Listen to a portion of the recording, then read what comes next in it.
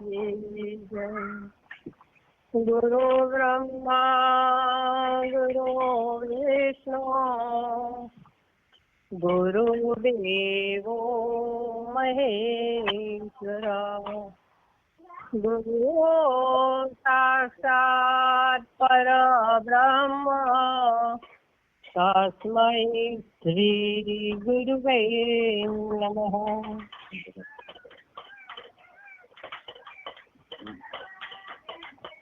મૂંગો જેમ બોલતો થાય અને પગડો ચાલતો થાય તો આ ગુરુ કૃપા વડે જ શક્ય છે. બોલવા દો, આજે મને બોલવું છે, ઘણું બોલવું છે. હૃદયના ખૂણામાં ખૂબ ઉછાળા મારતું હતું, આજે મને કંઈક બોલવા દો. અજીબ દાસ્તા હે, कहाँ शुरू कहाँ खत्म। मैंने कलम हाथों में ली पर कलम को भी बैठ जाना पड़ा। एक दिन की बात है, ये सत्य घटना है। जिंदगी में चलते चलते बहुत थक गई, जैसे खून के आंसू से मैं बहुत रो रही थी। तब हृदय से ईश्वर को पुकारा और कहा, आज तू है या मैं नहीं। तब अंदर से आवाज आई। 2 दिन के बाद गुरु पूर्णिमा थी। जैसे कहा, अंदर से आवाज आई, जैसे कहा आजा। तय किया और आश्रम में गए। न जान न पहचान। शाम हुई तब एक अलग पुरुष सत्संग कर रहे थे। उसने सत्संग में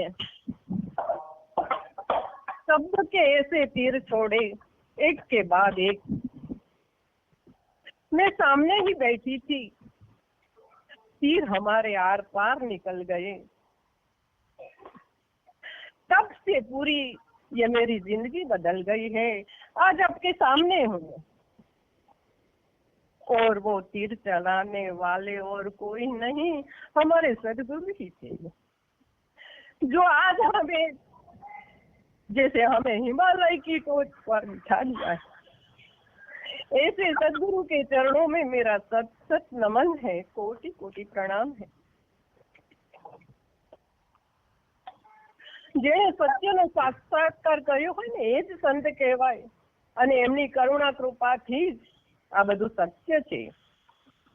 આપણા બગડેલા મનને સુધારવા વાળા એ જ છે. આપણી બગડેલા મનની સ્થિતિને નિયંત્રણ કરવા વાળા એ જ છે. વિજ્ઞાન થકી આપણી આ જિંદગીને કયા રસ્તે વાળી લે છે, એવું મોડ આપી દે છે ને કે જેની કલ્પના કરવી અશક્ય છે. અને ખરેખર જો કઈ હોય છે બધું મન જ હોય છે. મન કે મતે ના ચાલીએ, મન કે મતે હજાર. વેદાંતમાં પણ મન ઉપર વધારે જોર આપેલું છે. કારણ કે પહેલું જે કઈ છે એ પોતાના મનના ઉપર જ કંટ્રોલ કરવાની વાત છે. જો બ્રેક વગર તો ગાડી પણ એ ના થાય, એને પણ બ્રેક હોવી જોઈએ. એમ આપણા પંચમહાભૂત શરીરનું જે એક બ્રેક છે એ મન છે. સૌથી મોટું કામ છે મનનું છે. સંતો કહે છે કે મન તું વળગું સિદ્ધને અથડાય, બીજો નથી બોલતો. કોઈ મન માનતું નથી. પોકારી પોકારીને કહે છે આ જગત માત્ર ને માત્ર પ્રતિબિંબ છે, અને એમાં મનને કારણે આપણે બધા પરોવાઈ ગયા છે ઊંઘમાં. અને આ મનના અંધકારને લીધે પેલી વાત છે ને કે દોરડીમાં સાપ દેખાણો. બાકી તો એ દોરડી જ હતી પણ અંધારું હતું. એમ આપણા જીવનમાં આ મનને લીધે બધું માની લીધું છે કે આ પોલ્યું છે, પણ ખરેખર દોરડી હતી. પણ આવા સંતો સમર્થ જ્ઞાનરૂપી જયારે દીવો પ્રગટાવે ને ત્યારે ખબર પડે કે અરે રે આ તો સાપ નહીં દોરડી છે. એમ જ્ઞાન દીવો પ્રગટે એટલે અંધારું જતું રહે અને પોતે કોણ છે એ આપણને પોતાનું સ્વરૂપ બતાવી દે છે. કાચની જેમ એક શિષ્ય ઉપર ગુરુ રાજી થયા અને કીધું કે આ તને ભેટમાં કાચ આપું છું. એટલે શિષ્યએ શું કર્યું, સીધો જ કાચ ગુરુ ઉપર આમ સામે ફેરવી દીધો, પોતાના સામે ના રાખ્યો. એટલે એને જોયું કાચમાં કે ઓહો ગુરુમાં તો આટલા બધા અવગુણ છે. ઈ કાચ લઈને શિષ્ય જાય છે, આખા ગામમાં બધે જોવે છે કે ગુરુએ કીધું હતું કે આ કાચની અંદર જેવું હશે એવું બધું દેખાશે કે છે. પણ એ સમજ્યો નહીં, એને પોતે પેલા ગુરુ ઉપર ફેરવ્યો અને પછી લઈને જાય છે. એના મનમાં બધે એમ થાય છે ઓ ગુરુ આટલા બધા અવગુણ ભર્યા છે, લાઈ હું જોઉં તો ખરું. બધે ફેરવું, ગામમાં બધાના હામું ફેરવે છે. ટૂંકમાં વાત કરીશ કે બધે ફેરવે છે પણ એને દરેકમાં અવગુણ જ દેખાય છે.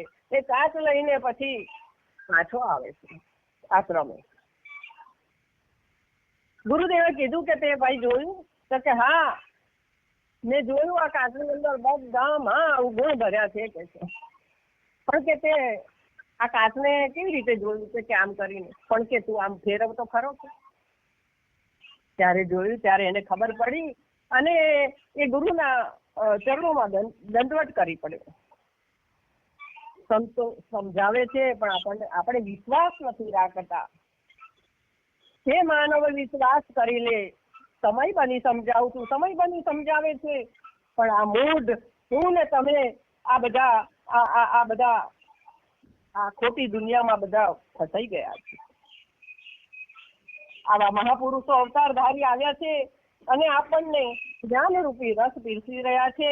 આવો સાથે આપણે બધા રહીને આ જ્ઞાનામૃતનું અમૃત ગંગાનું રસપાન કરીએ.